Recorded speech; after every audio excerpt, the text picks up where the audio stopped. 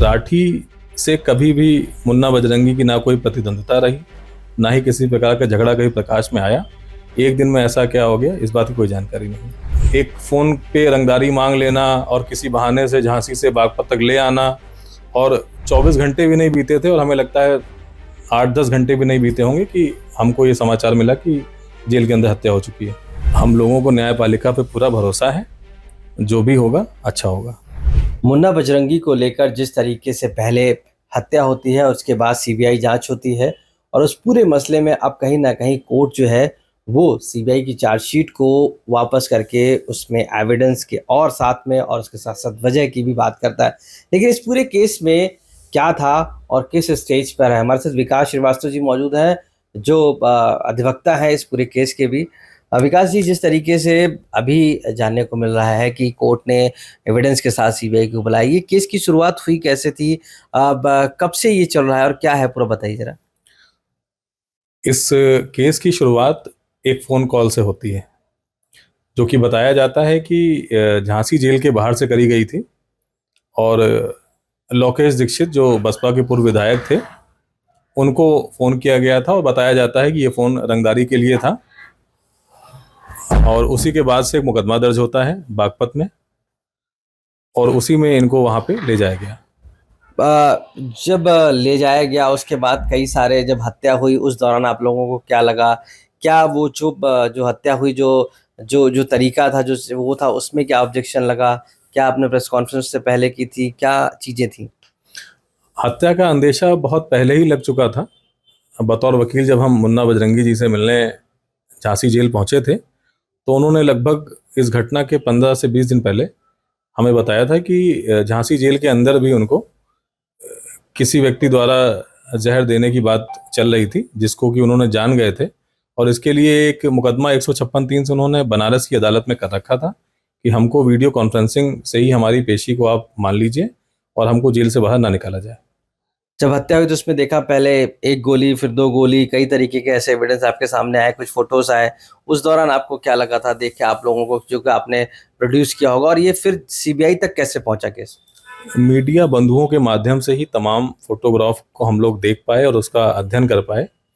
उसी में से कुछ ऐसा लगा कि हत्या के तुरंत बाद फोटो का बाहर भेजा जाना और इतनी जल्दी में भेजा गया कि पुरानी फोटो और उसके बाद वाली फोटो में एक बुलेट इंजरी का भी डिफरेंस था कि वो गोली लगा कि इस फोटो को लेने के बाद में मारी गई है।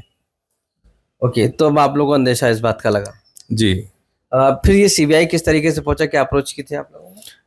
जैसा कि आपको बताया कि इस घटना के 20 दिन पहले से ही उन्होंने हमको बताया था कि ये घटना हो सकती है। इसी के लिए हमने इस घटना के ठीक 10 दिन पहले एक प्रेस कॉन्फ्रेंस भी करके अपनी बातों को रखा था, जिसमें सारी बातें क्लियर थी कि जेल में हमारी हत्या का ताना बाना बुना जा रहा है।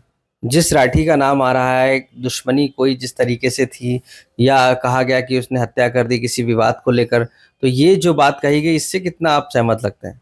ये एग्जैक्टली एक कॉक एंड बुल स्टोरी है।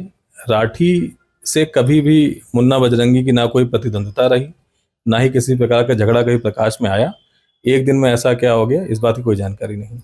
जो गोलियां यूज की गई, 10 गोलियां चली जिसमें से 7 लगी अलग अलग पिस्टल से लगी, क्या उसमें भी कोई आपको कहानी ड्राफ्ट लग रही है?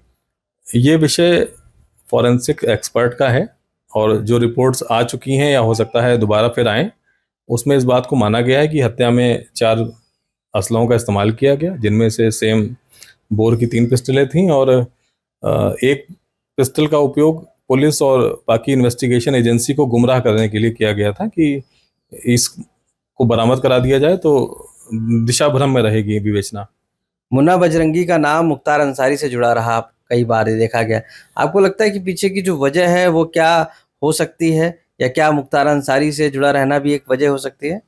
वजह कोई भी हो सकती है, इसीलिए सीबीआई इंक्वायरी हो रही है। देश की सर्वोच्च संस्था इसकी जांच कर रही है और देश की बहुत ईमानदार अदालतें इसका सुपरविजन कर रही हैं। कुछ भी हो सकता है। जिस तरीके से कोर्ट ने कहा है कि एक पूरी डिटेल के साथ आए, उसकी वजह के साथ आए, और जो चार्जशीट सबमिट की गई कोर्ट में वो पूरी तरीके से संतुष्ट नहीं दिखे, लग रहा है कि इसमें क्या चार्जशीट सबमिट करने में जल्दबाजी की गई और किस तरीके से कोर्ट ने रिप्लाई किया? कोर्ट का रिप्लाई एक्चुअली किसी भी व्यक्ति का किसी भी विवेचना को लेके कुछ भी कहना सही नहीं होता है कानून की नज़र में। और क्योंकि पूरे इस घटनाक्रम में मोटिव मिसिंग है कि आखिर इसके पीछे की वजह क्या थी। क्योंकि जैसा कि मैंने बताया कि राठी से कोई भी दुश्मनी कभी भी प्रकाश में नहीं आई, ना किसी मीडिया बंधु को भी इस बात की जानकारी रही होगी कि इनका आपसी कोई विवाद है। और एक फ़ोन कॉल की वजह से इनकी नामजदगी हो जाती है। इनके आवाज़ का भी परीक्षण नहीं किया गया आज तक कि ये फ़ोन किसने किया था। इसके अलावा जो अभियुक्त बनाए गए हैं उनसे कोई सीधी दुश्मनी नहीं है। और एक फ़ोन पे रंगदारी मांग लेना और किसी बहाने से झांसी से बागपत तक ले आना, और 24 घंटे भी नहीं बीते थे और हमें लगता है 8-10 घंटे भी नहीं बीते होंगे कि हमको ये समाचार मिला कि जेल के अंदर हत्या हो चुकी है। ओके। अभी क्या जो परिवार है, क्या उसने भी कोई ऑब्जेक्शन किया है सीबीआई जो इंक्वायरी चले उसके दौरान, या उनका भी कुछ कहना है, या आप लोगों की तरफ से भी कोई ऐसा पॉइंट रखा जा रहा है जिससे आप लोग असंतुष्ट हैं, या आपको लगता है कि इसमें इस पैटर्न पर भी इन्वेस्टिगेशन होना चाहिए? बहुत ही फेयर इन्वेस्टिगेशन की डिमांड थी जो कि हाई कोर्ट के आदेश पे हो रही है। सीबीआई के द्वारा मांगे गए सभी सहयोग को परिवार द्वारा किया भी जा रहा है, जिसकी दिशा में ये विवेचना आगे बढ़ रही है।